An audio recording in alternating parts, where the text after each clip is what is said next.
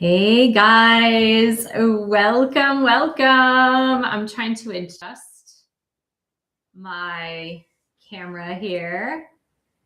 Hello and welcome and happy new year.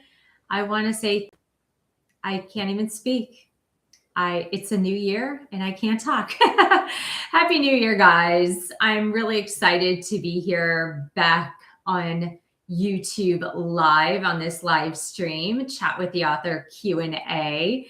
And this is a start to a great year where I will be doing a lot more live streams, a lot more things in person. If you haven't yet checked out my video that I posted, the Michelle Fondin author vlog number 27.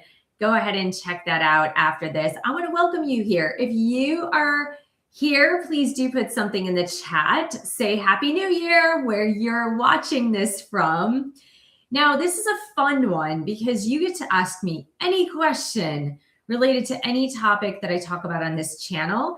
You get to ask me questions about anything that I write about in any of my 12 published books. You can shoot the breeze with me. It is all delightful having you here, and I am very excited that you are here.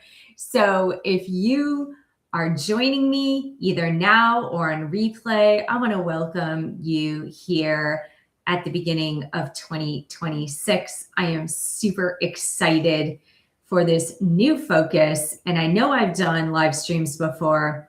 I've done Chat with the Author Q&A. I did a few in 2025. And before I kind of focused more on one of my published books, but now I have opened the forum to any question that you want to ask about any of the topics I speak about, including twin flames, spiritual awakening, meditation, Ayurveda, the chakras, yoga philosophy.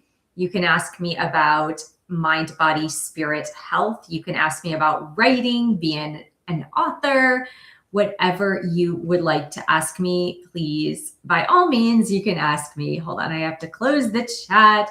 There was a button that somehow popped up. So if you are joining me, please do put something in the chat. If you have a question for me, I would be more than delighted to answer your questions as we are getting started and as people are joining. And, you know, it takes some time to get the groove of this because YouTube doesn't necessarily recommend it if you're not doing a lot of live streams. But I got a new Christmas mug. This is a Gudetama Christmas mug that I got. It's not Christmas related, but I did get it for Christmas. It has my Ticino tea in it. So gonna drink some Ticino tea while I'm chatting with you guys. And this holiday season for me was a little bit of a tough one. I'm not going to lie. I had anticipated that it might be a little bit difficult, but it actually was difficult in many ways that I had not predicted. And I talk a little bit about it in the last two vlogs that I did, vlog number 26 and vlog number 27. So yeah, Christmas was a little bit tough. There were a lot of beautiful gifts with family members, notably my middle son, with whom I don't have a lot of time since he lives in Virginia. So we got really a lot of time together. So that was an amazing thing. And that was great. Today is the first day that I kind of have my office back. I have my house kind of getting it back in order to pre-visits from the holidays. And I would really like to know how your holidays went as well. So yeah, a little bit tough. I'm writing a new book for those of you that are new to the channel, watching this on replay or popping right into the live stream. I'm writing a book to be published in May of 2026. So very shortly, right? In the time span that we're in right now. So in 5 months, I will have my new book out. It's called Love Me Unconditionally, A Spiritual Guide to Self-Love. At the same time, I'm also publishing the workbook that accompanies the actual book. And at the same time, I'm also producing, recording and publishing a course related to the book. So it's 3 things that I'm creating. So this first 5 months of 2026 are going to be quite busy for me in that. But in preparation for one of the chapters that I'm writing in the book, I am going through a lot of inner child healing and addressing things in a different way that I had never addressed things before. And so that's why it was a little bit challenging. It really was. It's been healing, but it has been really tough. It's been really challenging because also I have moved through things that I thought I had moved through, but hadn't moved through. And so revisiting those things it was a lot, and it's been a lot. So I've been taking it easy on myself. I took the day off today, more or less. And so I've been just cleaning my house, tidying up my office. And as you can see, I have some new shelves back behind me here, which is super exciting. Although the camera tends to fade it out, I need to perhaps change the settings on the camera so that it's not so faded out, so you guys can actually see what is behind me, because it's kind of exciting. I've got some new things that I'm putting up as well. I'm going to get some orchids and plants for my office. So again, if you are just joining me now, please do say, hey, say hello. And if you have a question, please ask that question. Okay, so now that I've got the opening all settled in, we're going to address some of these questions that I get sometimes in live streams, sometimes in the comment section, questions that also clients tend to ask. And we are going to start with those. And if you have a question, please ask and I'll address it. Okay, so the first question that I get a lot is a mantra-based meditation better than guided meditation? Is a mantra-based meditation better than guided meditation? Well, I am a little biased. So I'm going to say, yes, a mantra-based meditation technique is much better than guided meditation, but I am biased.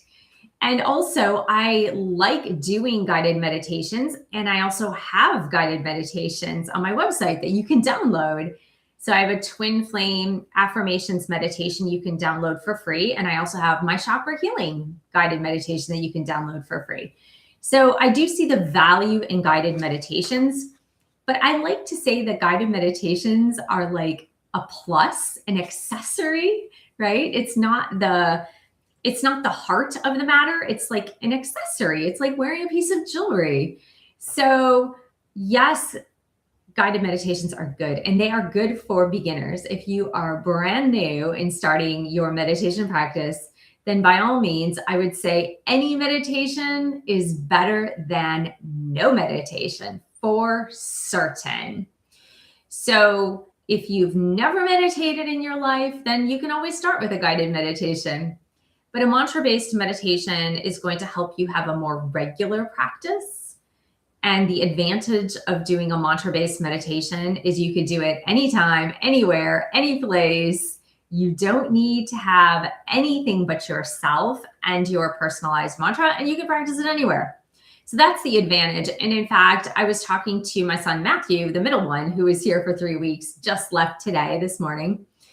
And he learned his mantra when he was 17. He actually sat in my adult class at age 17. And for the first 10 years of teaching meditation, more than 10 years, really, to be honest, the first 11 years of teaching meditation, I was teaching in-person classes only, because that was the way I was taught. And that was the way I was told to teach. So it was really COVID that brought me online teaching meditation. So I only taught in-person classes. And my 17-year-old at the time took the adult class. He had actually asked. And so he took the class. I don't think he made it all the way through. I think it was a little bit boring for him at the time. And he didn't quite understand the philosophy behind the meditation at the time. But he did take, I think, the first 2 sessions. There are 3 total sessions when I'm teaching in person. And he got his mantra. I gave him his mantra. And I didn't realize that he had been meditating with his mantra this entire time. And so when we were sitting, this was probably like couple days ago, we were sitting and meditating. We've been meditating together pretty much every day since he came here 3 weeks ago.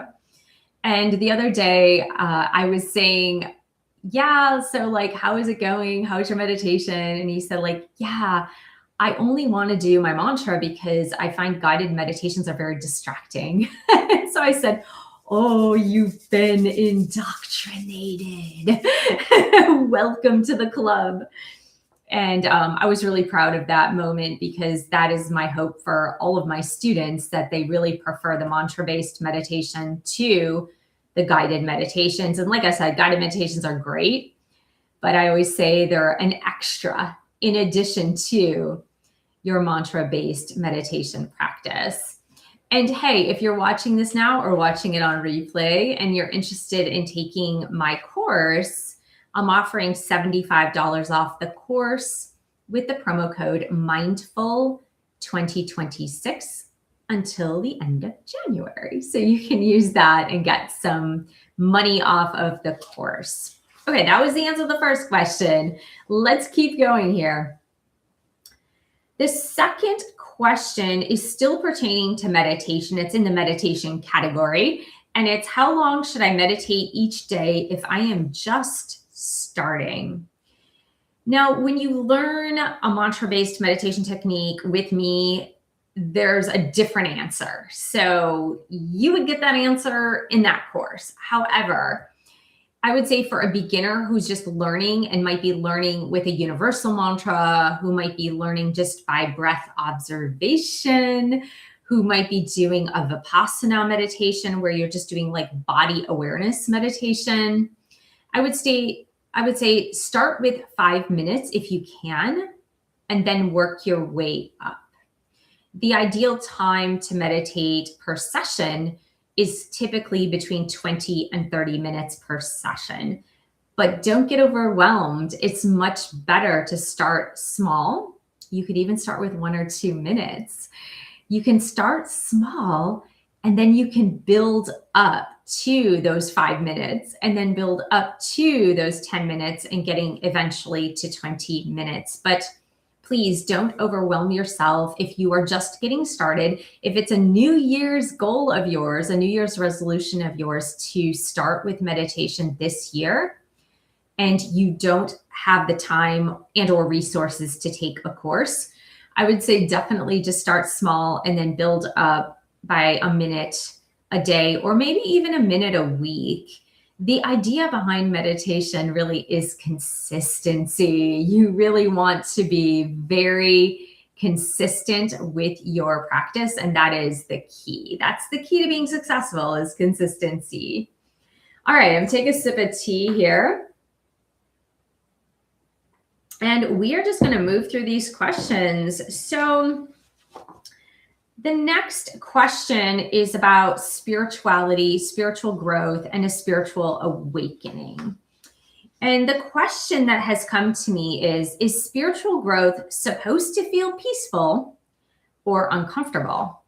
Is spiritual growth supposed to feel peaceful or uncomfortable? I would answer with a little of both. A little bit of both. And the reason for that is anytime you have growth, there is going to be some discomfort. And kids know this, right? Kids go through many growth spurts when they are growing up and literally elongating their bones, for example, right? To get taller. Many children will complain of bone pain, right? Like leg pain if they are going through a huge growth spurt. And so that is a bit normal. So anytime you're experiencing expansion or growth, right, in this sense, it's spiritual growth, it's going to feel a little bit uncomfortable because it's reaching beyond the limits of what you are used to. And we are creatures of habit. You know this. We are creatures of habit. And we tend to like the same things when we like the same things, right? And just ask me now, after having had 3 weeks of having visits from family in my home, I am very routined by nature. I really enjoy my routine. I like doing the same thing pretty much at the same time every day when it comes to the mundane things in life, right? Like eating, drinking my coffee, having meals, going to bed, waking up, working out, meditating. I'm pretty consistent on a day-to-day basis when it comes to those things. But when you have guests in your home, it throws your routine off. And since it throws your routine off, it can feel very uncomfortable, right? So whenever you are stretched beyond your limits, whenever you are stretched to do things in ways you normally don't do them, it's going to feel a little bit uncomfortable. And so spiritual growth is going to feel uncomfortable in that way. It's going to feel like I don't know what is happening a lot of times, right? That's the way you're going to feel, is like, I'm not sure what's happening with my life. But also it'll feel peaceful in the sense that you will start to understand more spiritual truths. And as you are understanding more spiritual truths, there is peacefulness that comes with that. A few weeks ago in a vlog, it may be vlog 26 or maybe vlog 25, I'm not certain, I spoke about death. And I know you're probably going right now, and I know I just shook the camera. I know right now you're probably like, what is she talking about? Where is she going with this? But at some point when I was talking about death, I spoke about overcoming my fear of death after having listened to I read and listened to Dr. Wayne Dyer's book from many years ago called Your Sacred Self. And so when I had finished reading that book, it made sense to me. And since it made sense to me that I am this soul that just journeys on and travels, then the fear of death just kind of dissipated. It went away. So when you grasp these spiritual truths, it can be very peaceful. You can have that sense of inner peace and inner contentment and inner happiness. And a lot of your worries and cares do go away as you grasp these spiritual concepts. But spiritual growth does feel uncomfortable too. And so as it's a little bit of both, you're going to grow into your new concept of self, and you will fit into it. And then that's when you grow spiritually a little bit more, and it's going to feel uncomfortable. And then you will sit in that. That's why spiritual growth happens in stages. That's also why people tend to have many spiritual awakenings throughout their life. So there you go. Okay, so if you are joining me, please do say hello in the chat box. If you're watching this live or if you're watching this on replay, I want to welcome you here, and I want to wish you a happy 2026. And I have some questions here that I've been addressing from viewers, from the community page, from clients, from emails I get, and I've done a few. We're going to do a few more. The next one is about Ayurveda. Now, some of you know that my first published book by a publisher is called The Wheel of Healing with Ayurveda, an easy guide to a healthy lifestyle. And I have an entire Ayurveda playlist that you can check out on my channel. So the question is, how can Ayurveda help me start the year feeling more balanced? This is a wonderful time to start a new mind-body health program. Why? Because a lot of people look at the start of the year as fresh start, clean slate. I always believe that the winter is actually the best time to start a new diet or exercise program, a new regime. You might be thinking that's counterintuitive. Well, not really. In the winter, especially if you live in the Northern Hemisphere in this winter time, in this winter season during the new year, people tend to be indoors more, and the sun is not out all the time, right? Tends to get dark early.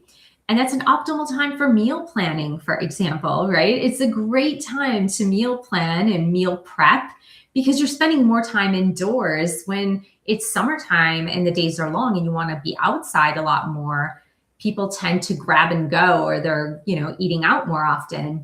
So I believe winter is the premium time to start a diet and exercise regime. And Ayurveda is linking mind, body, spirit together.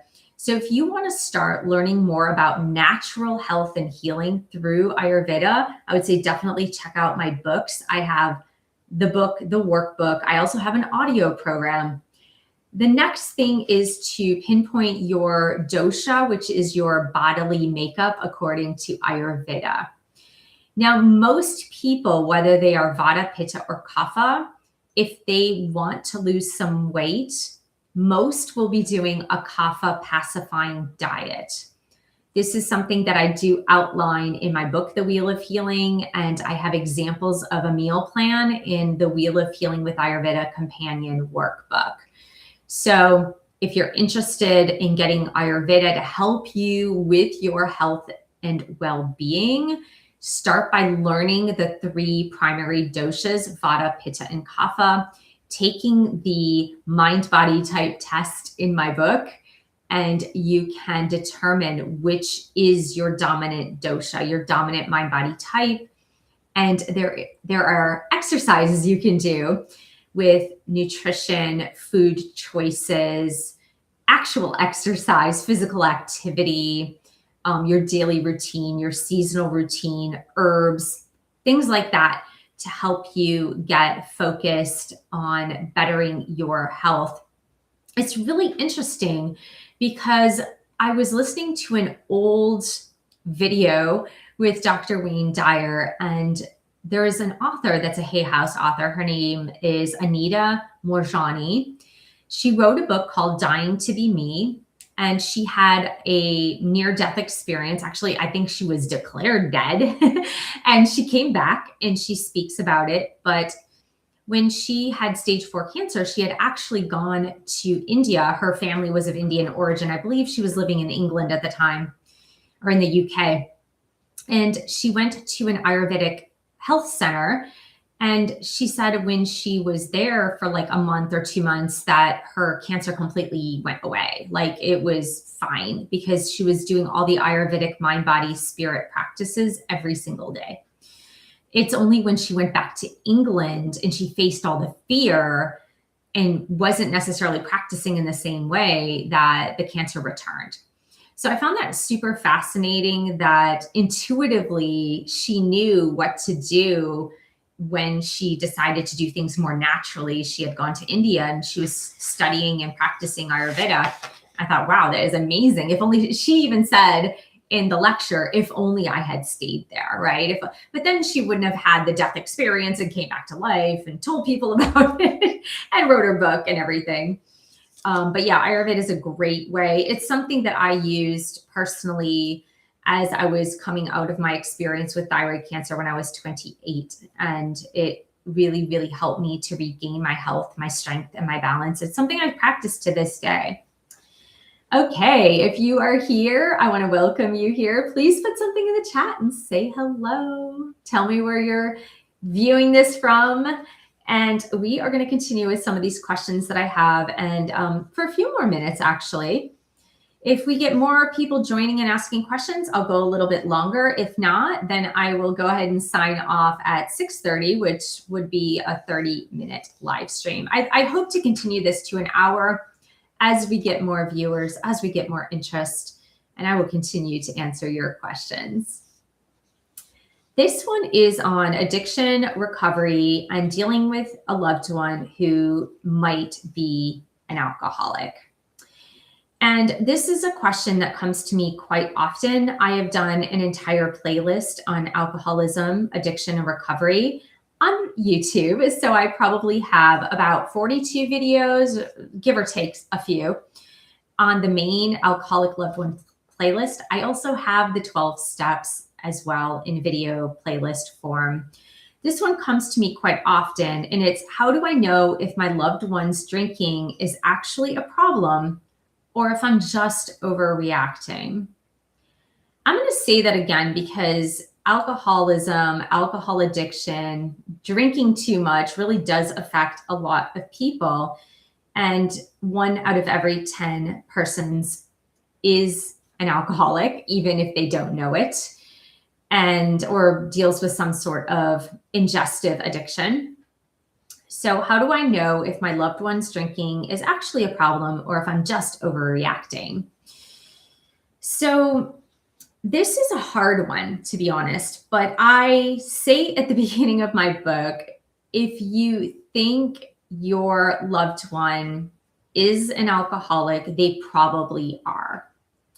Okay, I'm going to say that again. If you think your person, the person you love, is an alcoholic, they probably are. Here's why. There is so much denial that comes with the disease of alcoholism and drug addiction. There is so much shame, blame, and guilt that comes with it.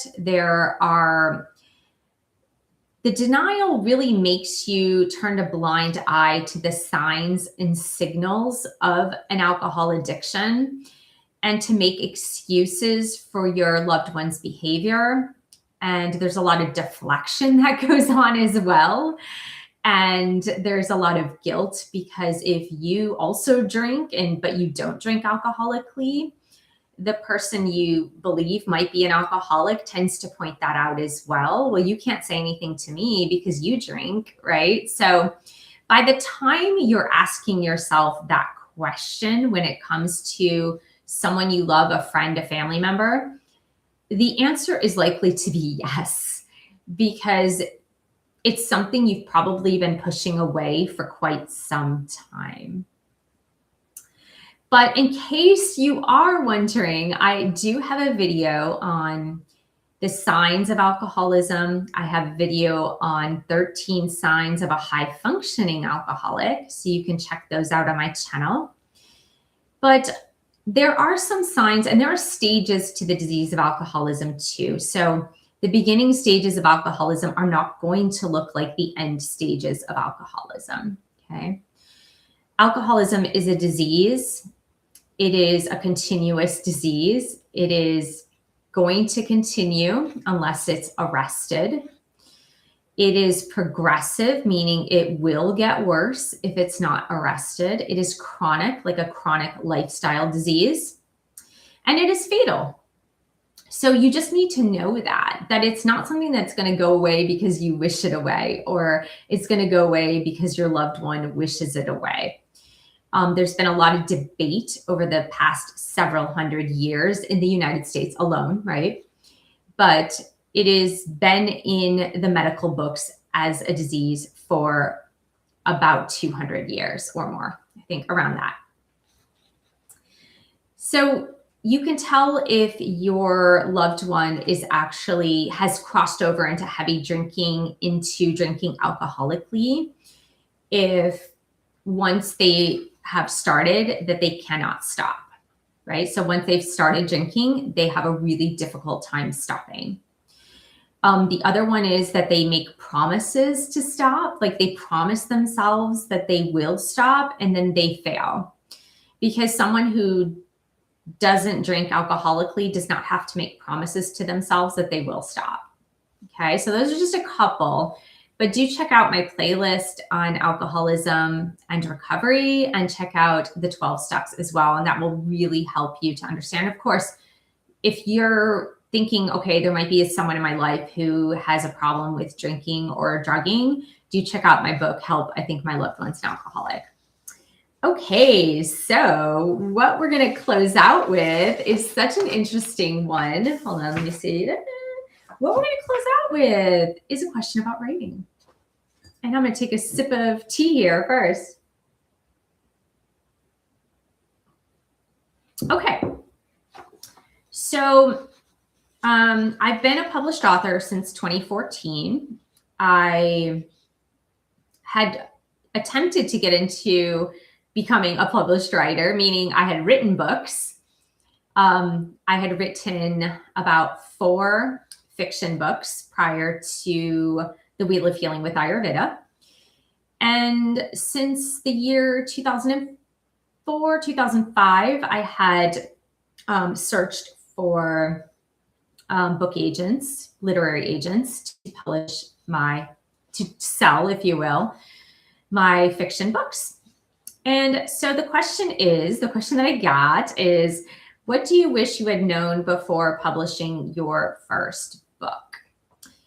What I need to say is that publishing now is very different than it was in 2014.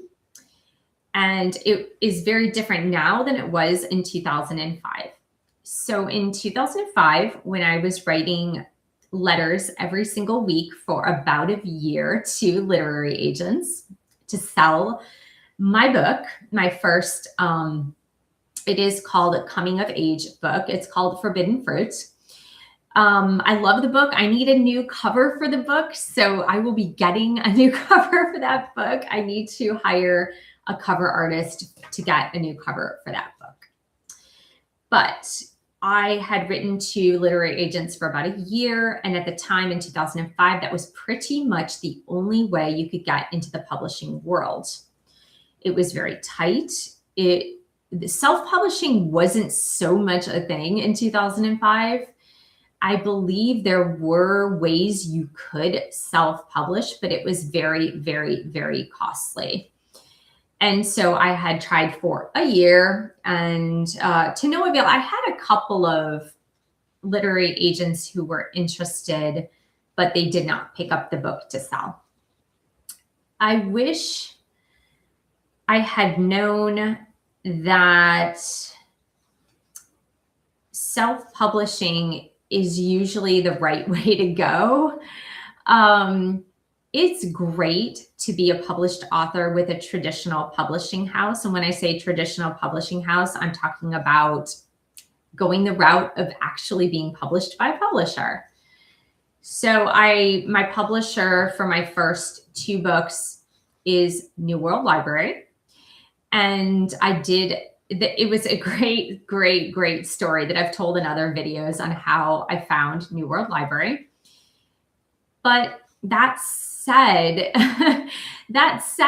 nowadays you can self-publish, and even if you want to be published by a traditional publishing house, that you can always get your self-published book picked up by a publisher. And I know a lot of authors that are real authors, and I'm not talking about the ones who are publishing blank pages in a workbook or publishing AI written material, because I am an actual author. It was funny. I was at the gym the other day and I was speaking with this lady, and we were just chit-chatting in the locker room. And I was asking her what she did. And she said she worked for a jewelry company. I said, okay, that's cool. And she said, what do you do? And I said, I'm an author. And she goes, oh, do you use AI to write? And I'm like, no, I'm an author. Like, I don't think people quite understand what an actual author is, right? I know my writing is my own. I do my own writing. And I have a certain voice, right? So I would say, don't be afraid to self-publish first, even if you really, really want to be published by a traditional publishing house. And you can always get picked up by a publisher if your book does really well when you self-publish. And a lot of people I feel like they underestimate the work that it takes to market your book. And they overestimate what they think a publishing house will do for your book. And so I would say, if you really want to write a book this year, if you really want to get a book published this year, then try self-publishing. But when you publish a book, it's only literally the first 10% of the work. The 90% of the work is getting the word out there. It's getting all the marketing and getting things lined up so that people can learn about your book. And that is really the most challenging piece in the publishing world. It's not getting your book published, whether you self-publish or traditional publish, it's getting the word out there. So, but I would say write your book, write a little bit every single day and get it done. And don't use AI. That's cheating. Don't use AI. I use AI for organizational purposes only. So if I put in like, oh, I want to do this chapter based on this, a chapter based on this, which one is the most logical to put first, for example, I might say that, but never would I use it for writing, ever. So that is what I want to say there. And do watch my Michelle Fondin author vlog number 27, where I talk about my 2 words for 2026 and why I am so excited about this year. I'm excited about this year. I'm a little scared about the commitments that I made to myself this year. I'm a little frightened. It's a little daunting, but one foot in front of the other, baby steps, just baby steps. I don't have to worry about consuming the whole elephant, which I wouldn't consume an elephant anyway, just baby steps. And I would say if you have any goals set out for 2026 that you really want to do and they are overwhelming you a little bit, baby steps. It's January 6th, guys. You have the entire year and your whole life to accomplish the goals that you set out to accomplish, but a little bit every day, right? A little bit every day. And so I've got that thing that I need to do that I spoke about in the vlog, and I will do it this week. I had to clean up my house and put bookshelves up in my office this week. All right, so I'll be signing off. If you just joined, welcome. And if you want to say something in the chat before we sign off, you can go ahead and say something in the chat, but you can certainly rewind and listen to this whole live stream on replay. For now, I'll be doing the live stream every 2 weeks. That's just the schedule that I have going right now. If it catches on a little bit quicker, because sometimes it takes some time to catch on, right? It was a little bit irregular toward the end of 2025. So if it does catch on, then I'll be doing a live stream Q&A every single week here on YouTube. Maybe a different time slot every other week. I don't know, but I'll stick with Tuesdays at least every other week here at 6 p.m. Pacific time. So if you joined late or you're watching me on replay, thank you so much for being here. I really appreciate you. This is a lot of fun to be able to talk a little more freestyle than my normal talking head videos. And if you're a regular watcher of my channel, I want to thank you. Thanks for being here. Thanks for subscribing, giving the video a thumbs up every single time. Really helps with engagement.